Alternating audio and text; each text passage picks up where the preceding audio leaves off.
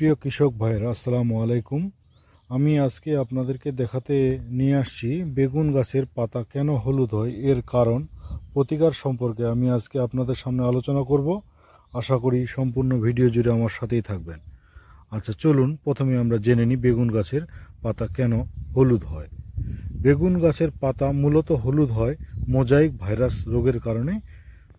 এ রোগের কারণে পাতা হলুদ হয়, ম্যাগনেসিয়ামের ঘাটতির কারণে হলুদ হয় এবং সালফারের ঘাটতির কারণে কচি পাতা সাদার মতো দেখা যায়। তাহলে এখন দেখি আমরা এটা কি সমস্যা, কি কারণে এই সমস্যাগুলো হয়।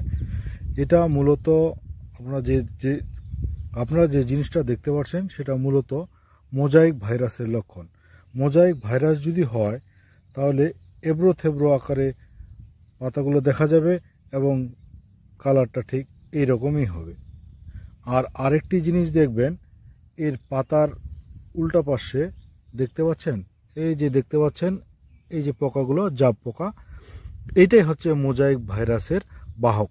আর মোজাইক ভাইরাস দমনের জন্য আপনাদেরকে ভাইরাস নাশক স্প্রে করলে কাজ হবে না, কারণ ভাইরাস নাশক পাওয়া যায় না। এই পোকাটিকে দমন করতে হবে মোজাইক ভাইরাস, তাহলেই দমন হয়ে যাবে। প্রথমে আপনাদের যখন দুই একটি গাছে দেখা যাবে তখন এই আক্রান্ত গাছটি আপনারা তুলে মাটিতে পুঁতে ফেলবেন। মাটিতে যদি পুঁতে ফেলতে পারেন তাহলে আমরা মোজাইক ভাইরাসটা দমন হয়ে যাবে।